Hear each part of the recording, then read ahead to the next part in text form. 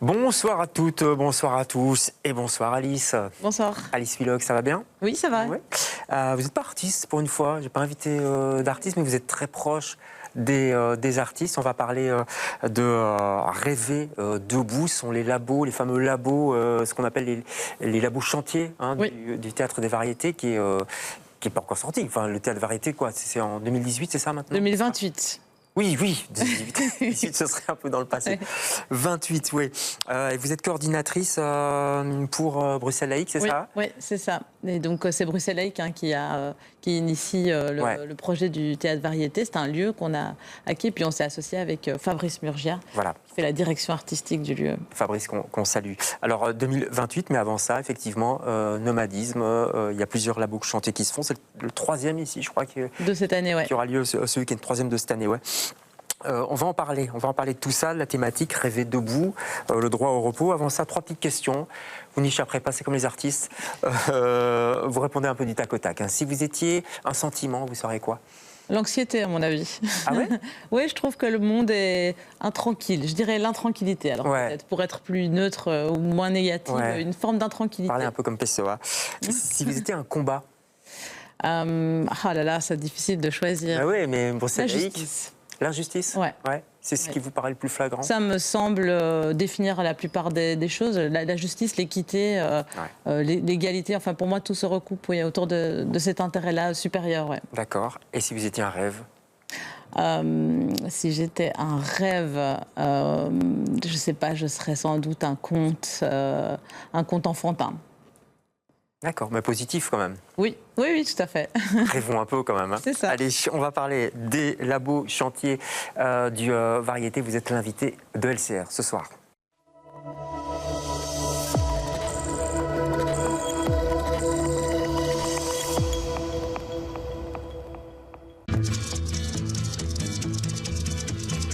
Je suis le dauphin de la place Dauphine et la place Blanche à mauvaise mine. Les camions sont pleins de lait, les balayeurs sont pleins de balais. Il est 5 heures, Paris s'éveille. Paris s'éveille. Les travestis vont se raser, les stripteaseuses sont rhabillées. Les traversins sont écrasés, les amoureux sont fatigués. Il est 5 heures, Paris s'éveille. Paris s'éveille. Le café. Voilà, Paris s'éveille. Jacques Dutronc, évidemment, en référence à Il est 5 heures. Bruxelles s'éveille. C'est un des débats, d'ailleurs, qu'on pourra avoir à l'Espace Mag, c'est ça? Oui, c'est un débat auquel on va réfléchir autour de cette notion de ce qui se passe la nuit, justement, et de pourquoi cette heure de sommeil ou de repos, ou de fête, qui est une manière de se reposer aussi, elle se transforme en petit à petit, elle est grignotée par le marché économique et par cette notion de performance qui nous envahit, y compris. Jusque la nuit, performance même dans la nuit. Et ça, c'est quelque chose qui a changé ces dernières années, fort. Oui, c'est quelque chose qui est... on le voit, on voit que ces applications-là de surveillance de notre sommeil, là, qui nous disent si on a bien Quelle dormi, horreur, vous avez ça sur votre téléphone? Je ne l'ai pas, mais je sais que c'est très courant. Et loin de moi l'idée de juger les gens qui l'ont, mais enfin, il y a quand même des intérêts économiques qui se jouent autour de la rentabilité, y compris la nuit. Ouais. Le sous-titre de ça, c'est épuisement et performance. L'épuisement, il le dit dans sa chanson, dans les années 60 déjà. Donc, les amoureux sont fatigués, on est épuisé, il est 5 heures et moi je vais me coucher. On est épuisé, la société elle est épuisée selon vous? Il nous semble ça, ouais. C'est en tout cas cette idée-là qui nous a inspiré cette thématique-là. Quand on parle de burn-out, et on parle d'activité, mais aussi de perte de sens. Parce que justement, il y a des injonctions et des normes qui sont un peu plus fortes que notre élan, qui nous guide, quoi, finalement, dans nos activités. Donc, c'est pas que le rythme auquel on travaille ou le rythme auquel on est actif, mais aussi quel est le moteur de cette activité, quoi. Et ça peut être source d'épuisement. C'est ce que raconte notamment le burn-out, par exemple, qui est un vrai symptôme de tout ça. Ouais. Complètement. On n'a jamais tant parlé que maintenant du burn-out. Hein. Moi, je me souviens, il y a 20 ans, enfin 10-20 ans, on n'en parlait quasi pas. C'est un mot qui est apparu comme ça dans notre société il n'y a pas si longtemps que ça. Non, c'est assez récent, oui. Alors, Pascal Chabot, qui est un des intervenants du débat, il a écrit un livre sur le tout à fait, et lui, il le compare à l'acédie des moines, c'est-à-dire le fait de tomber totalement en catatonie parce qu'on a perdu la foi, en fait. Ouais. C'est assez intéressant de faire ce pas de côté-là et de le voir aussi comme ça, ce phénomène-là, si on le prend sur un phénomène de société plus que sur une dimension clinique, qui est réelle aussi. Hein, mais nous, on parle plutôt de faits de société et de sociopolitique. Quoi. Dans ce labo au chantier, vous dites, vous posez la question du repos, qui doit être politique, enfin, je veux dire, on a droit au repos en fait, et tout le monde n'a pas ce droit. On peut se dire, c'est quoi, c'est le droit à la paresse alors? Qu'est-ce qu'ils veulent dire à Bruxelles laïque? C'est quoi le droit au repos? C'est le droit à la rêverie, c'est le droit. Alors, c'est aussi un droit très matériel, hein, c'est le droit au logement par exemple. Hein, ça touche quand même au logement digne, hein, parce que à pouvoir dormir, enfin je veux dire entre quatre murs correctement. Quoi. Absolument, en sécurité, voilà, et puis à rêver, et puis à faire d'autres choses que ce qu'on attend de nous, quoi, et donc aussi à faire la fête, par exemple. Ouais, et ça c'est pas une évidence. C'est pas quelque chose qui est évident, c'est compliqué à mettre en place. C'est quelque chose qui n'est pas très pensé en réalité dans la société. Ça a l'air d'être le petit bonus, la petite chose en plus, voilà. Quand on aura fait tout le reste, on pourra se reposer. Quoi. Ouais. Dans ce labo, c'est 2 jours, hein, c'est ce week-end, samedi et dimanche, à l'Espace Mag. On rappellera l'endroit en fin d'émission. Il y a plein de choses. Il y a des débats, des conférences gesticulées, notamment du Jeudi Sprong, on peut en reparler. Il y a aussi de la chanson. Des performances. C'est important la notion de performance aussi, parce qu'on est entre, on va dire, le sociopolitique et l'artistique.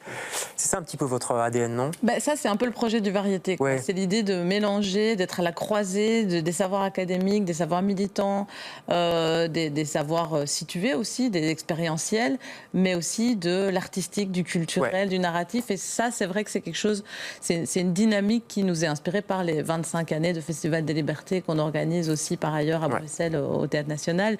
C'est le fait qu'en fait, quand on croise tout ça, on touche un public large qui peut se croiser, et il y a c'est comme si ça se multipliait par lui-même, quoi. Plus qu'une addition des choses, il y a autre chose qui se passe quand on arrive à parler de questions de société par des médias culturels ou en mettant à côté des activités l'une à côté de l'autre qui ont l'air comme ça. C'est ça, qui ont l'air séparés si on les regarde juste comme ça, mais en fait tout le monde dit la même chose. Enfin, je veux dire, va vers le même but. En tout cas, converge, exactement. Il y a même des siestes acoustiques, j'ai lu dans votre programme. Oui, il y a une sieste acoustique par Rosa, qui est une artiste qui a une formidable harpe. Elle est incroyable, hein, Rosa. Elle sera là, elle sera centrale. Elle sera là. Donc les gens sont invités à se reposer, on pourra s'allonger. On peut même s'endormir si on veut. Enfin, on peut absolument s'endormir. C'est pas interdit de s'endormir. Non, pas du tout. On va écouter Rosa un peu, pour les gens qui ne connaissent pas, parce que c'est une artiste très particulière. Elle a notamment fait un tour à vélo, je crois, il n'y a pas si longtemps que ça. Oui, et on a fait un documentaire d'ailleurs, je pense. Voilà, en tout cas, on va voir un extrait d'une de ses chansons. Rosa.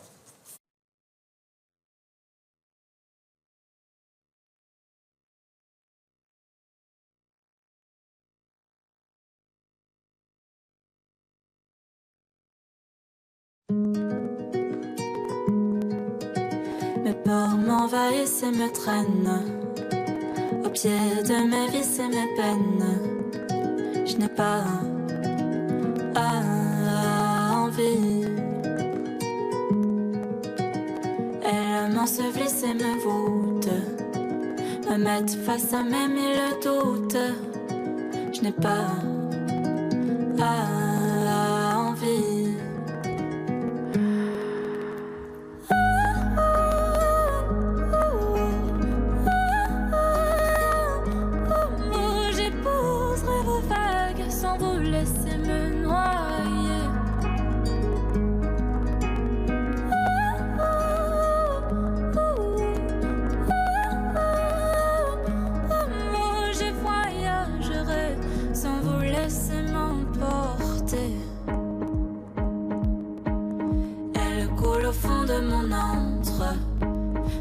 m'anime et me serre le ventre. Je n'ai pas.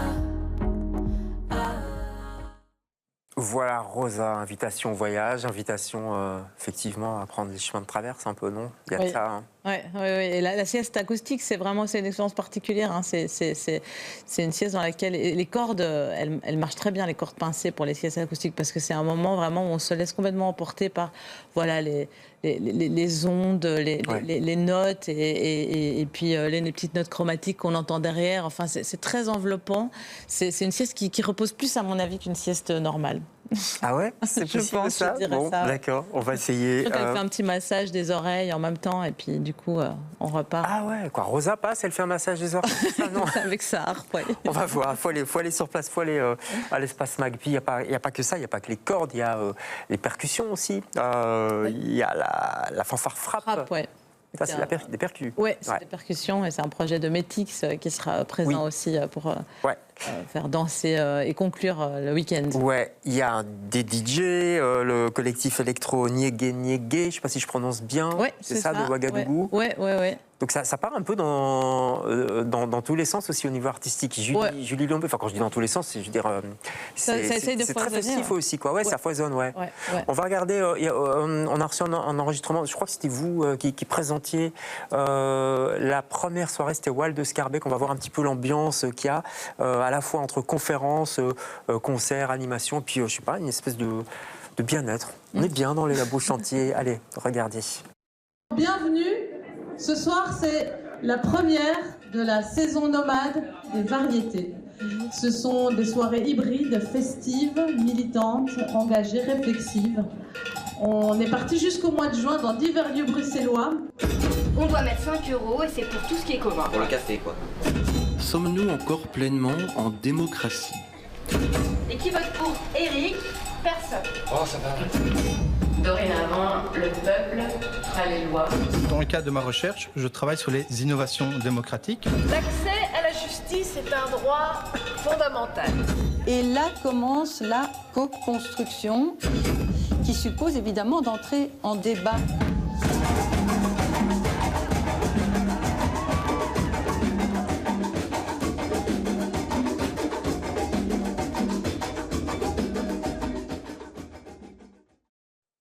Voilà, ça c'était au Hall. Ce week-end, c'est à l'Espace MAG. Vous avez été à la Vallée fin février, je crois, au début du mois ici. Oui.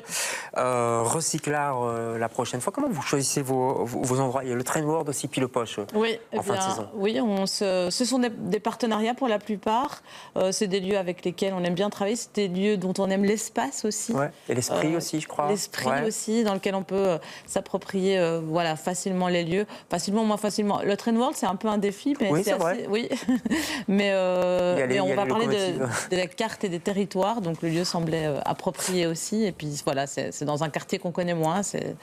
Ouais, à Scarbeck, hein, c'est ça. Ouais, tout à fait. C'est vrai que c'est chaque fois des thèmes passionnants, quoi. Il y a les contre-pouvoirs, les violences illégitimes, l'enfermement et les réparations, les frontières, vous l'avez dit, les utopies aussi, ça, je crois que ce sera au Poche. Oui, ça c'est pour terminer la saison au mois de juin, en même temps que le week-end de la fête de la musique, d'ailleurs, autour de Exactement, ouais. C'est quoi? C'est pour rester positif utopiste c'est pour être conséquent avec ce qu'on dénonce aussi. C'est rêver. Finalement, ça sera peut-être l'aboutissement de ce chantier-ci. Mais voilà, les imaginaires et l'utopie, ils sont politiques aussi. Il faut les prendre au sérieux. Ouais. Il y a du cinéma aussi. La nuit des sirènes. Oui. On croit que c'est la nuit des sirènes où tout va bien, mais non, c'est les sirènes de travail, hein, c'est sur un bateau. Sur un chalutier, un chalutier, oui. C'est ça, oui. Et là, c'est un projet un petit peu du cinéma, mais en même temps, c'est des extraits de films qui sont commentés par le réalisateur. Et l'idée, c'est un petit peu de reparcourir un documentaire qui a peut-être déjà été vu, mais sous un autre angle. Ouais. Docu-friction, vous dites. Docu-friction, oui. C'est comme ça qu'on a appelé cette formule, parce qu'on essaye quand même dans le labo chantier, et beaucoup avec l'appui de Fabrice Murgia, qui est très aux commandes de cette partie-là, d'inventer aussi des formes qui nous appartiennent, quoi, qui pourraient revenir. Il y a eu un docu-friction d'ailleurs qui a été présenté à la Vallée, il y en a un de nouveau, il y a des formules comme ça qui reviennent et puis qu'on retrouvera, on espère, d'une manière encore plus, on va dire, encore plus dessinée aux variétés, quoi. Le labo chantier, il porte vraiment son nom. C'est aussi pour ça que les activités sont gratuites dans quasiment la totalité des cas. C'est parce parce que nous, on invite le public à venir avec nous, en fait, construire ce que sera une saison pleine. Ouais, c'est ça. C'est comme si vous les preniez déjà par la main jusqu'en 2028. Donc il y aura des Labos Chantiers l'année prochaine, jusqu'à l'ouverture du Théâtre des Variétés. Oui. Bah, c'est bien, vous fidélisez le public et puis il sera là, forcément. Oui. On espère que ça restera un petit peu en chantier aussi dans les idées, d'ailleurs. Oui, faut pas se rasseoir. Mais ça, c'est pas l'idée non plus. C'est pas l'idée de Fabrice, ni de vous, ni de Bruxelles Laïc, je crois. Oh, bah c'est bon, maintenant on a tout fait. On va faire du théâtre tranquille, classique. Non, je crois que le défi commencera même plutôt à ce moment-là. Ah ben on est curieux. En tout cas, en attendant, il y a tous ces Labos Chantiers. Allez-y, c'est ce week-end, c'est à l'espace MAG. Il y a plein de choses. Il y a des activités pour enfants aussi, des goûters philosophiques. Enfin. Voilà, il faut y aller. Le programme, on peut le trouver sur le site de Bruxelles Laïc ou Oui, et sur le Variété, Labo Chantier Variété Bruxelles, sur Internet. Et vous ok, voilà, Google, Labo Chantier Variété Bruxelles. Merci beaucoup à Dulex d'être passé chez nous. Bon week-end, je crois que ça va être dense, intense, mais utile aussi. Merci beaucoup. On se retrouve demain, non pas demain, puisque c'est le week-end, on va à l'espace MAG. On se retrouve lundi avec d'autres invités. Bonsoir.